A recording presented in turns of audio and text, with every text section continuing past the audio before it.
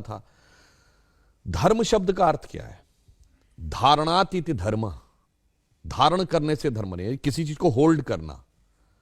तो वो तत्व जिसने की संपूर्ण सृष्टि को होल्ड किया हुआ है वो धर्म होता है। जैसे हमारे यहां धर्म ये नहीं है जिसको आप हिंदू मुस्लिम सिख ईसाई कहते हैं। हमारे यहां धर्म ये है, सूर्य का अपना धर्म है कि वो निकलता रहेगा, पृथ्वी का अपना धर्म है कि वो चलती रहेगी, ऋतुओं का अपना धर्म है। उसी प्रकार राम क्या है? राम शब्द का संस्कृत में जो उत्पत्ति है वो रम धातु से है। जो रम हिंदी, संस्कृत और अधिकांश भारतीय भाषाओं में यह प्रयोग होता है। रमने का अर्थ होता है सेटल होना।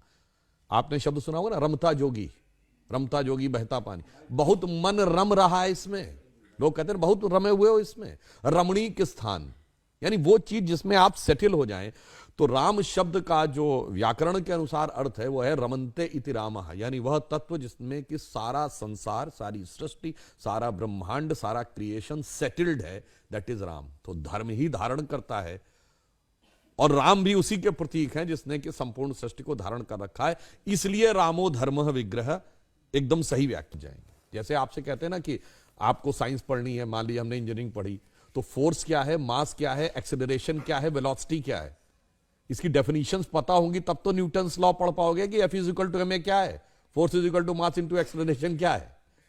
ठीक, तो उसी प्रकार धर्म और राम दोनों की शाब्दिक व्याख्या समझ लीजिए तो उनकी परमार्थिक व्याख्या क्या है इसका आभार। धर्म की रक्षा आप करोगे तो धर्म आपकी रक्षा करता है। कोई कहेगा ऐसे कैसे? अब आपको बता रहे हैं, अगर आपका धर्म यह है कि सड़क पर लेफ्ट साइड चलना है, सब अगर लेफ्ट साइड चलेंगे ट्रैफिक में कोई प्रॉब्लम नहीं आएगी। आप इधर उधर करना शुरू करेंगे, 2, 4, 5% लोगों तक तो ट्रैफिक चलेगा। अगर हर व्यक्ति अपना धर्म छोड़ देगा सारा ट्रैफिक वहीं रुक जाएगा, नोबडी इज फॉलोइंग। तो इसलिए धर्म आपकी रक्षा करता है यदि आप धर्म की रक्षा करते हैं। पर यह भी कहा गया ना अपने यहां, जब जब होए धर्म की हानि, बाढ़े अधम असुर अभिमानी, तब तब हरि धरि विविध शरीरा, हर ही कृपानिधि सज्जन पीरा। तो समय समय पे अनेक रूप लेकर भगवान अनेक लोगों को तय करते हैं कि जब धर्म की हानि हो, पीड़ा हो। अब जैसे अब थोड़ा राजनीतिक दृष्टि से अगर कह दूं तो हमारी सरकार आने से पहले महंगाई भी प्रचंड थी, भारत की अंतर्राष्ट्रीय स्थिति भी गिरी हुई थी, धमाके होते थे दिल्ली, मुंबई, गुवाहाटी, चेन्नई, सब कहीं पर भी आतंकवादियों के आगे नतमस्तक थे। तब शायद भगवान जी ने किसी को नियति के रूप में चुना। तो हो सकता मोदी जी को ही चुना हो कि भी लोग हैं जिन्होंने देश को कष्ट दे रखा है, उस कष्ट के निवारण का माध्यम बनाए। हम तो ये कहते हैं माध्यम बनता है हर व्यक्ति, तो हो सकता है कि भगवान ने मोदी जी को इस चीज का माध्यम बनाया। जैसे विपक्ष ने ये कहा है कि आपने राम को माध्यम बना लिया है चुनाव का, आपने राम को कैंडिडेट बनाकर चुनाव में उतार दिया है। देखिए, जो लोग इस प्रकार की बात कहते हैं वो भूल ही जाते हैं चुनाव कब शुरू हुए। 1952 में हुआ ना पहला चुनाव। और श्री राम लला कब प्रकट हुए? 22-23 दिसंबर 1949। चुनाव का तो विषय ही नहीं था। और जब वो हुए तो उनकी सबसे पहले पूजा अर्चना किसने की थी? योगी आदित्यनाथ जी के गुरु, महंत अवैधनाथ जी के गुरु महंत दिग्विजयनाथ जी ने। अब भैया हमारी तो पार्टी क्या मन में बनी, हम तो रामलला के साथ तब से खड़े हैं। यह विषय तो 500 साल का है, चुनाव का नहीं। पर अफसोस की बात यह है हमने कभी भगवान राम को चुनाव का मुद्दा नहीं बनाया। चुनाव छोड़िए, वो राजनीति का मुद्दा नहीं हो सकते, वो भारत की अस्मिता का मुद्दा है। और भारत से भी बढ़ के, जैसे मैंने बताया ना कि वो संपूर्ण विश्व, संपूर्ण सृष्टि के प्रतीक। हाँ, मगर बहुत से वो लोग थे जिन्होंने बाबरी को चुनावी मुद्दा बनाने का प्रयास किया था, परंतु वो उसमें असफल भी रहे।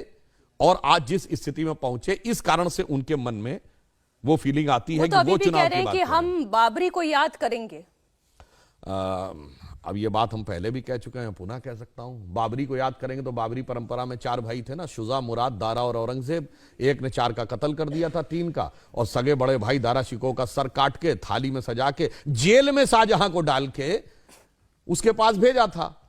और हमारे राम की परंपरा में 4 भाई हैं, राम, लक्ष्मण, भरत, शत्रुघ्न। एक पिता के वचन पे वन जाने को तैयार, दूसरा उनके साथ जाने के तैयार, तीसरा खड़ाऊ में रख के शासन करने को तैयार। तो उनसे पूछ लो भैया, जेल में जाना चाहते हो बुढ़ापे में और अपने दूसरे बेटे कटे हुआ सर देखना चाहते हो, या अपने बेटे को इतना आज्ञाकारी चाहते हो कि अगर वो कह दो कि सारी संपत्ति छोड़ दो तो छोड़ दो, मगर आप तो सब लड़ने के लिए तैयार रहते हैं ना। संपत्ति के लिए भाई बहन भाई भाई सब आपस में लड़ने को तैयार हैं। तो इसलिए जो बाबरी की परंपरा में लेना चाहते हैं, तो मैं सिर्फ यह कहना चाहता हूं, देखिए यह देश रघुवर का देश है, यानी राम की परंपरा का। यह यदुवर का देश है, कृष्ण की परंपरा का। तो रघुवर की परंपरा से जोड़िए, यदुवर की परंपरा से जोड़िए, बाबर की